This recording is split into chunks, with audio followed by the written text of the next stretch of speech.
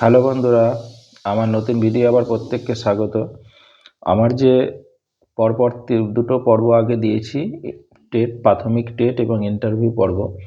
তো সেই প্রাথমিক টেট এবং ইন্টারভিউ পর্বে আজকে 3 নম্বর পর্ব, এবং সেই 3 নম্বর পর্বে আপনাদের যেটা আলোচনা করব সেটা হচ্ছে, এর আগের দিন আমি বলেছিলাম যে টোটাল ইন্টারভিউ যেটা হয় সেটা 50 নম্বরের হয়।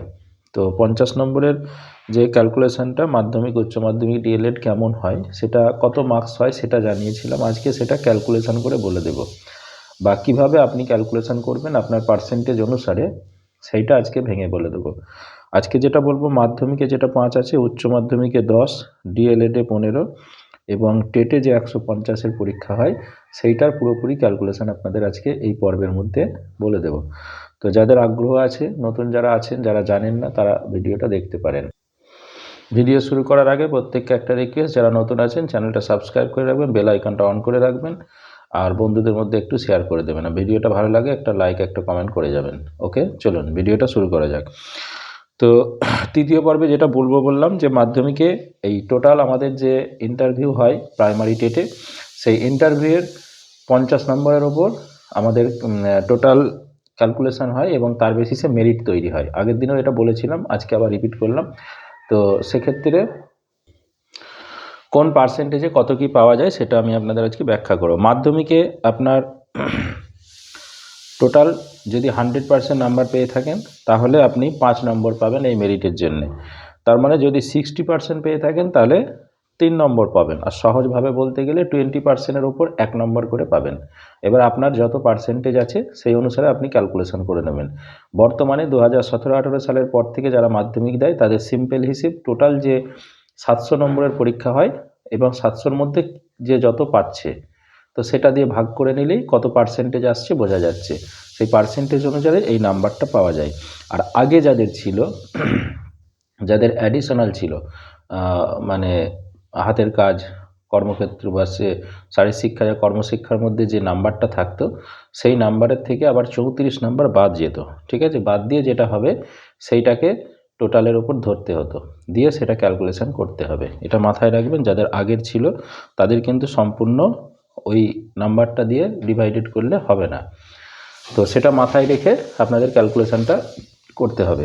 ক্যালকুলেশন করে দেখে নেবেন কার কত হচ্ছে।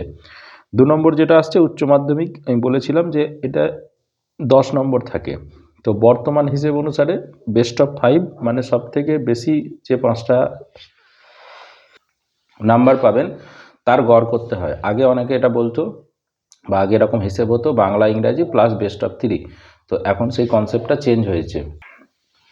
এখন আপনার টোটাল যে 6খানা সাবজেক্টে পরীক্ষা হয়, 5টা মেন সাবজেক্ট, অনেকে 5টাতেও দেয়, যাদের অ্যাডিশনাল আছে, এই টোটাল 6টা সাবজেক্টের মধ্যে 5টায় সব থেকে বেশি নাম্বার আপনি পেয়েছেন, সেটাকে 5 দিয়ে ডিভাইডেড করতে হবে, দিয়ে যেটা গড় আসবে সেটাই হলো উচ্চ মাধ্যমিকের পার্সেন্টেজ। এবং উচ্চ মাধ্যমিকে সেম, যদি 100% আপনি পেয়ে থাকেন 10 পাবেন, যদি 60% পেয়ে থাকেন 6 পাবেন। এটার যদি সিম্পল হিসেব আছে 10% অনুসারে আপনি 1 নম্বর পাবেন।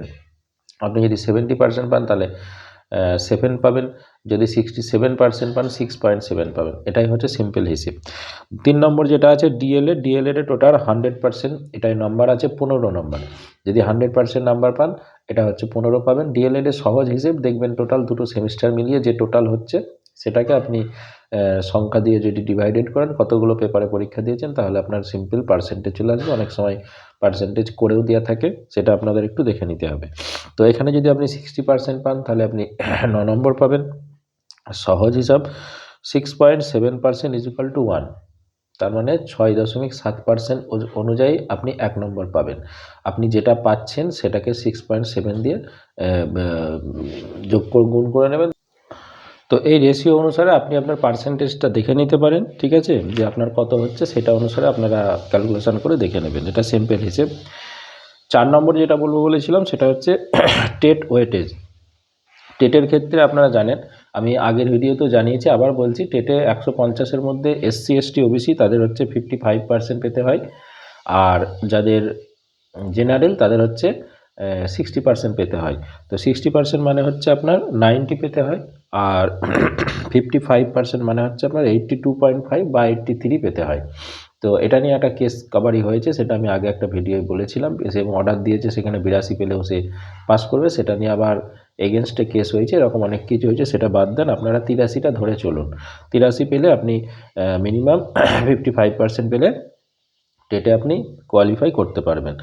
এবার এখানে পার্সেন্ট এখানে টেটে যদি আপনি 150 পান তবেই কিন্তু 5 পাওয়া যাবে। যদি না হয় তাহলে আপনার যেরকম আগের ক্যালকুলেশন অনুসারে, মানে আপনার টেট ওয়েটেজ যেটা বলা হয়, সেই টেট ওয়েটেজটা দেখা হয়। যেমন হচ্ছে জেনারেলটা যদি 60% নাম্বার পায়, 90 পায় পাস করে, তাহলে সে 3 পাবে। ঠিক আছে, এইভাবে আপনার সহজভাবে ক্যালকুলেশন যদি বলা হয়, 30 অনুসারে আপনি 1 পাবেন।